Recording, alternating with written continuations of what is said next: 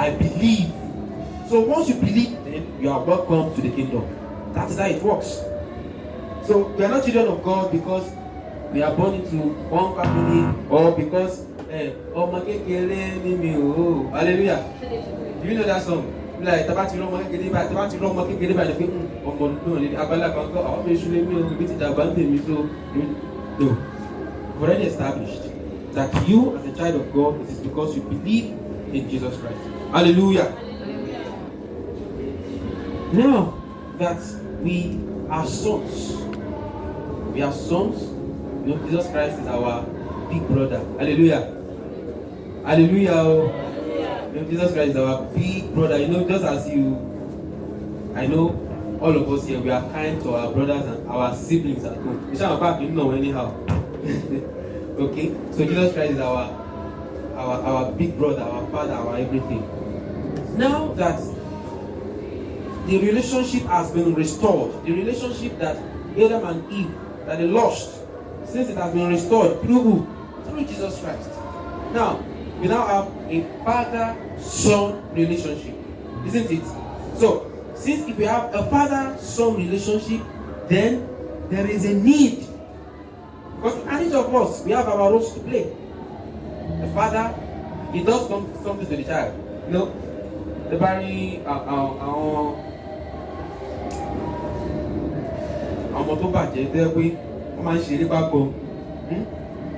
if 100 cars are passing here, they will know the sound of the car of their father.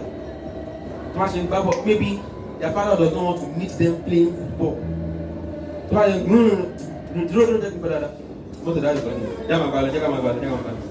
But that was, and it's actually the same sound. That Boba Bambi, even the sound of walking, that is simple, or key, or anything, we just give him clue. So the father is like a corrective figure. But let me just put it this way: a disciplinary figure that corrects who? That corrects the child. So imagine if a child is not going wayward. Imagine, you know now, Aduko Yoruba.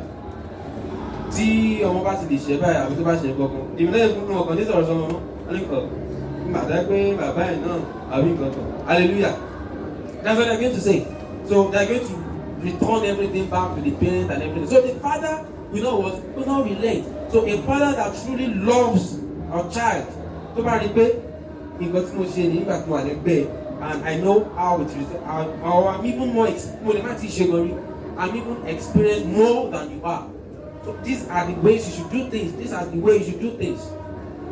Now the first lesson read to us, if you are there, first lesson, Proverbs chapter 1. Pay attention to what your father and mother say. Okay, please can you read it again? Pay attention to what your father and mother say. Okay. My son. Okay. Their teachings will improve your character as a handsome. Okay. As a handsome servant of a necklace. Okay. Please read that verse 10. When sinners tempt you, my son. Hallelujah. Don't give in. Hallelujah. Look at that. Said when sinners entice you, then I'm concerned with that pocket. He said, my son. And we've already understood why God will address us as his sons, isn't it? Because we have been saved, because we believe in Jesus Christ. So God is now playing his fatherly role here by counseling us. Hallelujah.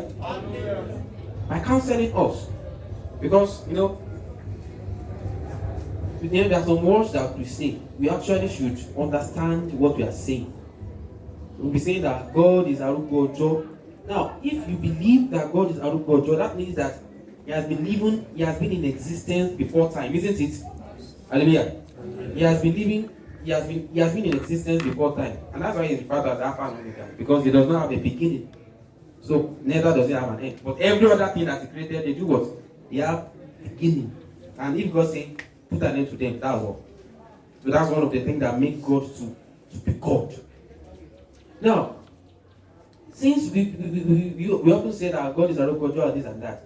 So, how can we then be using how many life of existence? Of 80, 90, 100? There was a place that wanted to how many lives that you want to live? Let's say pàtẹ́wọ́ tó ti ń wọ 120, 150, 200. Ọ̀nà pé àìrọ́ mi ò fẹ́ débẹ̀. Now what I'm saying is that no tripling 80, 90, 100 can equal the eternal existence of God. And that eternity, it contains immeasurable wisdom and insight that our being cannot contain. Hallelujah. So if God is giving direction, if He's giving us counsels, it is because He's not giving us because He is seeing it from the present perspective. He's seeing it from where? From the future perspective. Hallelujah. He's seeing it from, because He sees the future, isn't it? He knows what is to come. So it's just like He's giving you expo that Shele, but because you've not been there, but he has been in the present even before you got there. So that is why He's giving you that advice, and that is what Solomon is actually the one that wrote this. But he wrote these proverbs from inspiration of the Holy Spirit. Hallelujah. Hallelujah. So this is God speaking to us, sons and daughters. That's my son. Continue. Don't give in. Okay. Suppose they say, okay, come on, let's find someone to kill. Okay. Let's attack some innocent people for the fun of it. Okay. They may be alive and well when we find them, but they will be dead when we are through with them. We will find all kinds of bitches and fill our houses with loot. Hallelujah. Hallelujah. Hallelujah. Now, God instructs us for many reasons to abstain from one thing or the other. And you be like, how does He instruct? Jesus Christ, He already promised that if I should go, I'm going to send what? I'll send who? I'll send the Comforter. And the Comforter is going to do what? He's going to teach you all things. He's going to comfort you. He's going to admonish you. He's going to encourage you. In fact, it is that Comforter that even cries, Abba, Father. He's the one that affirms our sonship in God. So God is now saying, now God is being specific in that Proverbs 1 verse, that first lesson.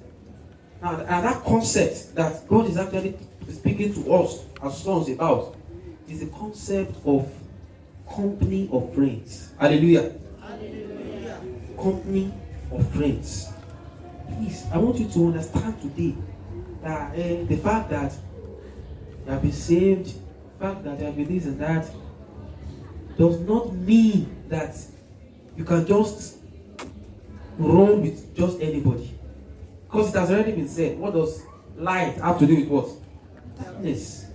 Whenever light shines like this, or have you seen the situation where so possible, you know that like I'm not talking about, property if it has exceeded its field, but I'm talking about the spans where it is shining. Is it possible that it's shining and there's darkness there as well? No.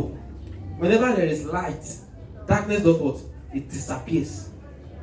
So God is telling us, Solomon was saying here, God was saying it through Solomon here, that my son, when evil ones, when they come to you, when they entice you with beautiful words, with enticing words, do not what? Do not give in. In other words, sons and daughters, we are priesthood. It is very, very important that we are mindful of the company that we keep. This one linguist says something. He will say that you will know a word by the company that it keeps. For instance, if I say gun, of course, many other things will be what? Beat a soldier, bomb, war, military. That's how it is. So now, as a believer, as a son of God, hallelujah, as a son and daughter of God.